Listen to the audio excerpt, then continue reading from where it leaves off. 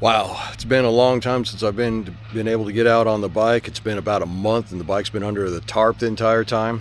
Well, not a tarp, my cover. But I just got done doing the tires, got done doing the chain, got my gear on standby. Let's go out. Let's get on the bike. Let's go for a ride.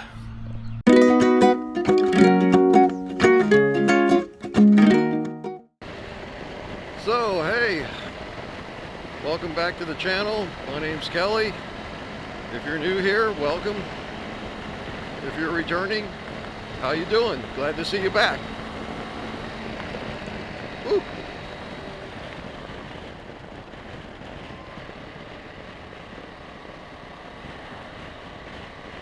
So man, it has been a minute since I've been on the bike. And it's not all due to the weather problems, right? There was weather, but then I hurt my back.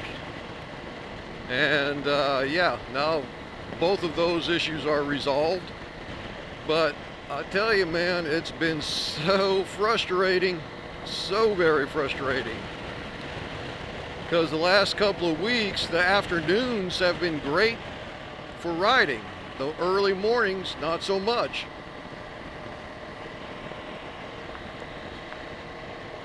And that is my frustration, right?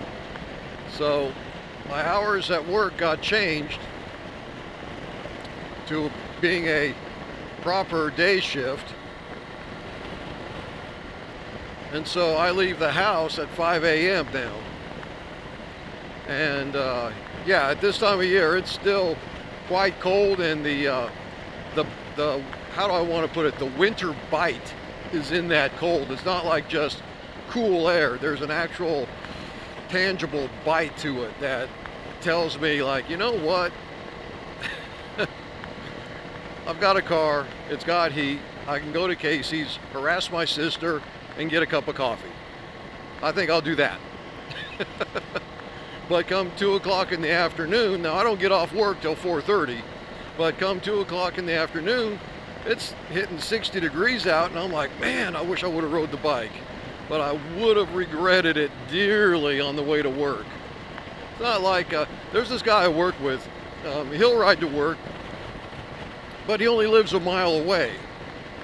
Dude, if I lived a mile away, I could handle that winter bite, no problem. But I live 40 miles away. And it's all roads like this. So 55, 65 miles an hour. Yeah, I don't want to do that. Especially in the dark, especially with trying to watch for deer. So here's the difference. Let me tell you the difference, right? When I was working the other shift, which was kind of a weird little hybrid shift they put us on, me and another guy for a little while, we started out we would start our shift at 11 and get off at 9. Well, that means I leave the house at 10 a.m. Well, by that time, that winter bite, that winter chill in the air is done burned off. And yeah, it might only be 40 degrees out in the wintertime then, but it's a different feel. And I was able to ride to work just fine with that. At 9 o'clock, it's not so cold then that bite returns. It's just cold air. And that was fine.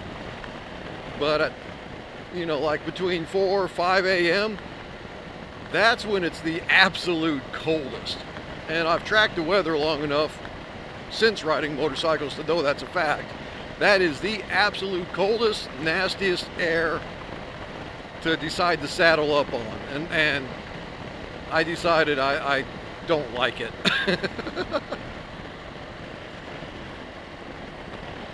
At least right now. I mean, I don't know. If I get better gear, will I change my mind? Maybe. But for what I've got for right now, it's not really worth it to me to try to mess with that. Especially since I don't like mornings. I hate mornings. I do. I just hate them. And I will sleep as late as I possibly can before getting up. So like if I gotta leave at 5, I find myself, I should go in there and practice sometime.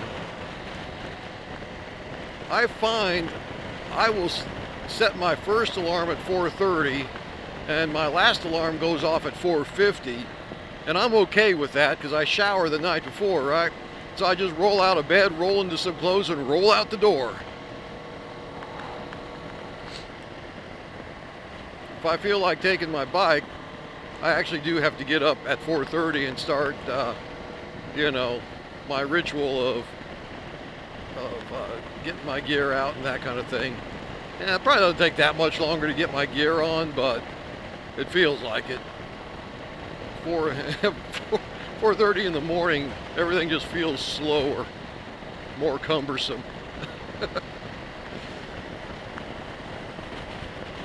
But anyway, that's my frustration is being on a proper day shift. It's kind of jacked with my bike riding. So where are we going? Nowhere. Nowhere at all. Just out riding today.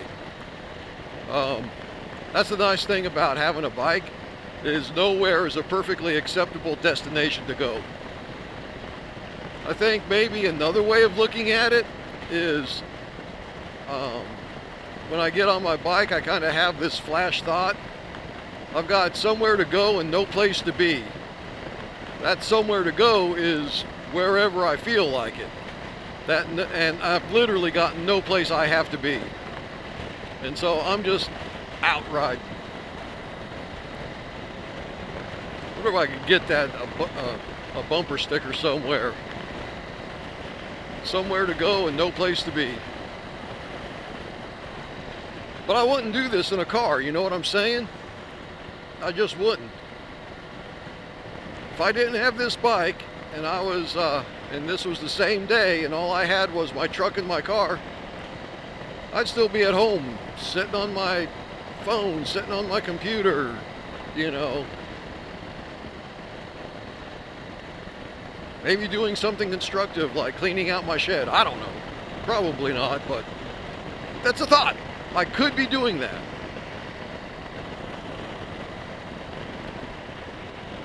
But here I am. Not quite in the middle of nowhere, but close enough for a lot of people, I think. And going absolutely nowhere because I got no place to be.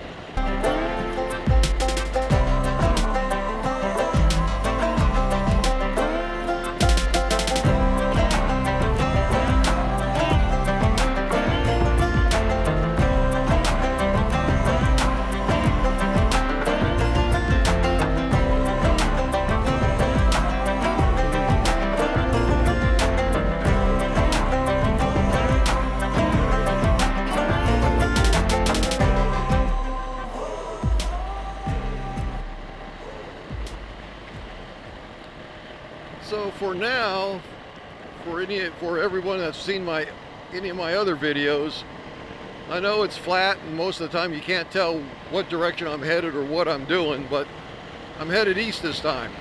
Typically I've been headed south, but today I'm headed east. I have a route in mind. It's one of my longer routes when I really feel like cutting loose, and after not being on a bike for a month, yeah, I feel like cutting loose. And so this will take me east a good 40, 50 miles. And then I'll track north to a side to, I want to say 140, Highway 140. I could be 141, I'm not sure. I get those two confused. But it's what the major highway was way back in the day before I-70 was installed. And then I'll take that all the way back west again. You know, depending on how my butt feels, I'm thinking probably to Ellsworth. Maybe further, I don't know.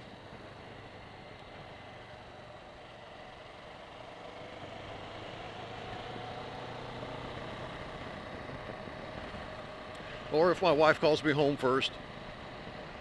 I left her a note, she was still sleeping. I left her a note telling her what I was doing and generally where I was going, and that I've got my tracker on, and so she can hop on her app and track me and call me and message me if she needs to.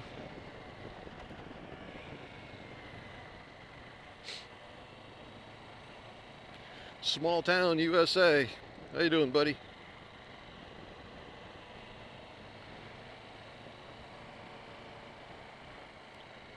Look at these building fronts, man. It's like they haven't changed in over 100 years. They may have changed, you know, paint or something like that, but the whole style, the whole square, like pioneer style is still there.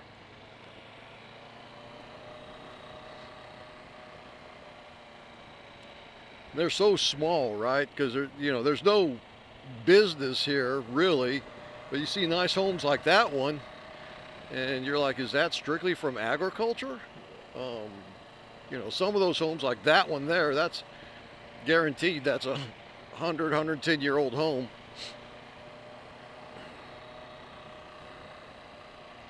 I don't know, it's cool. This is the part of America that I like the best. I hate the cities.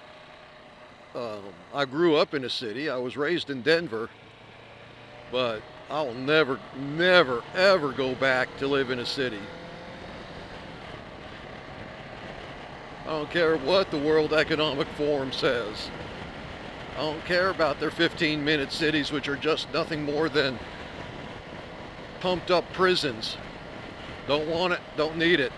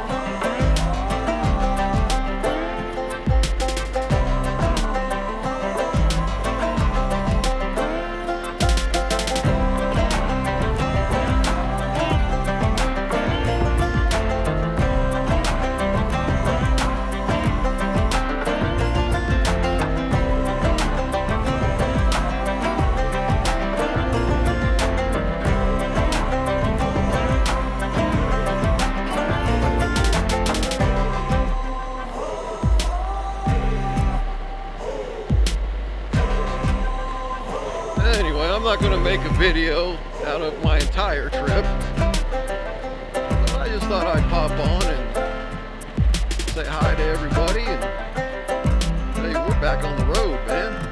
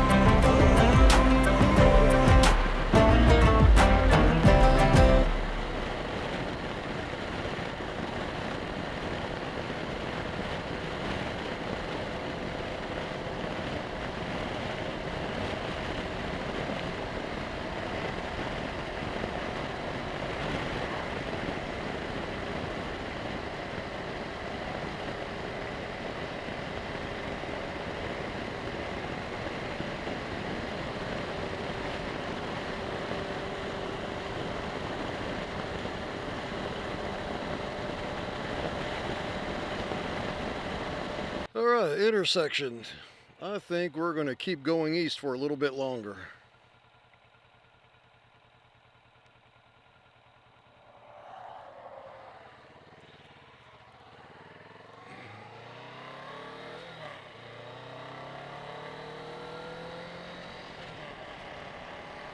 Probably end up at Harrington.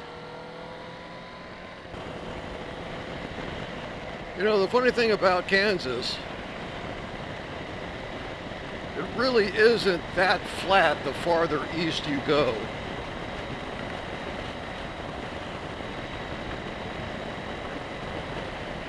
You start getting into rolling hills and sweeping turns and things like that.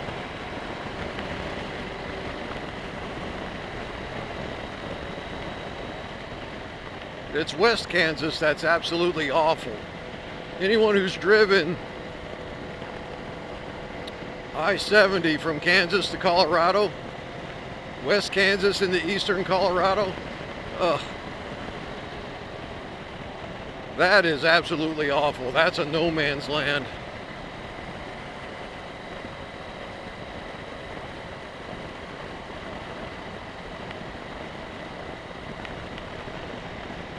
And I really do wish that they would actually remove the speed limits in that area just so that people could get through it as quickly as they could.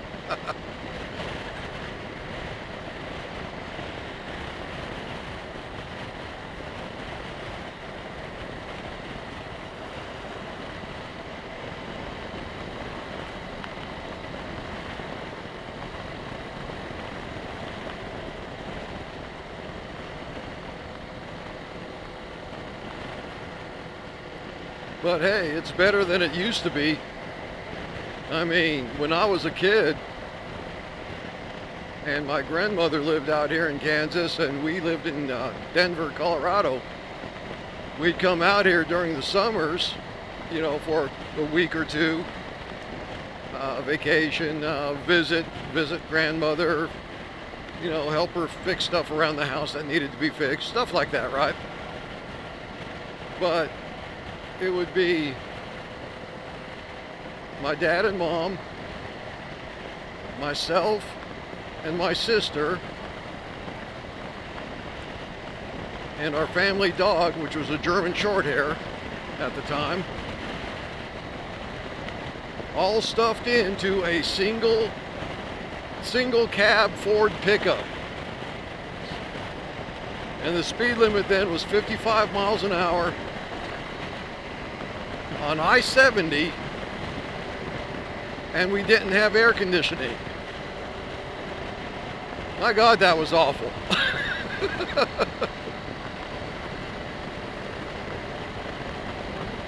It literally took like 8 or 9 hours to get to my grandmother's place, and it, you know, now doing that same trip is like 6 hours, 6.5, somewhere in there. And it's still too long. Yeah, back in the day when major interstate speed limits were 55 miles an hour. Oh my gosh. That was so awful.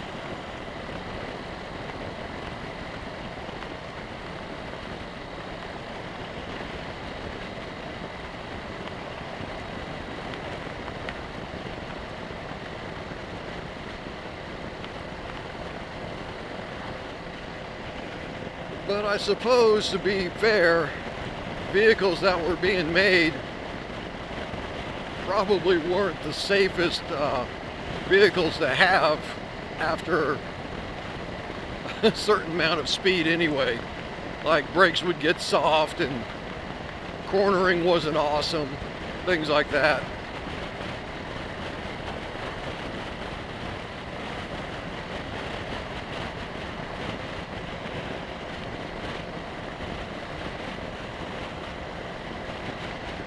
Like, I had my second car was a 1969 Chevy Impala, 2-door hardtop. And I had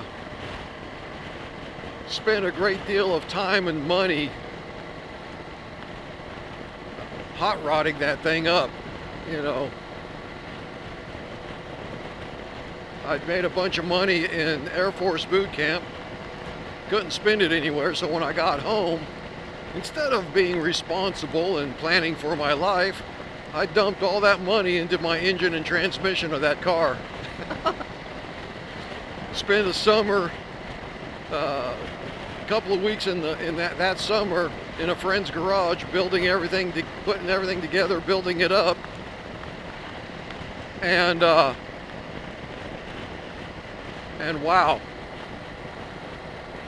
that thing was a ripper. Now, could it corner? No, it was a big old boat. But in a straight line, yeah, it was quick. The speedometer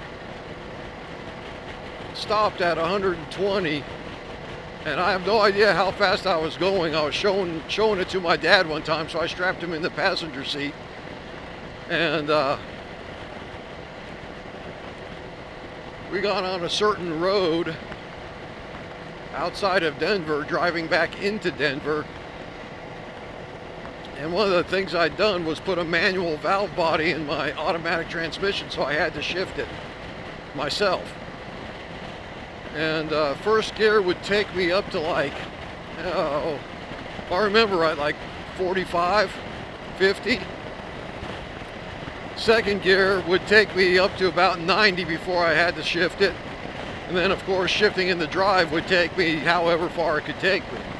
Well, the speedometer stopped at 120, and I had buried the speedometer in the gauge housing past that 120 mark, and I still had throttle left to go. That was a blast. My dad, who had some of the meanest cars I'd ever known, was actually gripping the dash and the door handle, and his knuckles were white. That was good. So anyway, we were coming back into Denver pretty quick, so I backed off the throttle, and the back pressure blew off both of my mufflers, so then we were rolling with open headers. That was rowdy. That was loud as could be. It was funny because I could feel the mufflers bouncing underneath the car, and I looked in my rearview mirror, I could just see them tumbling down the road. So, yeah, stopping, that car couldn't stop at all. It had front disc brakes, rear drum brakes, and softing was mushy. So yeah, maybe we didn't need a speed limit past 55.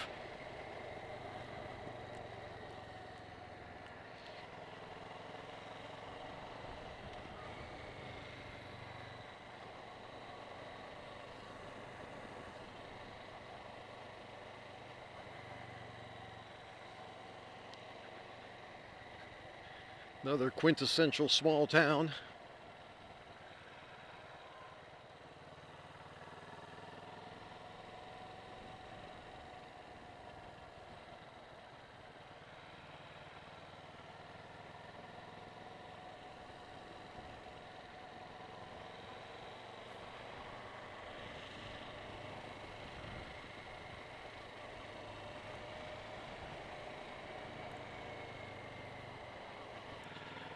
Well, anyway, I think I will end this video here.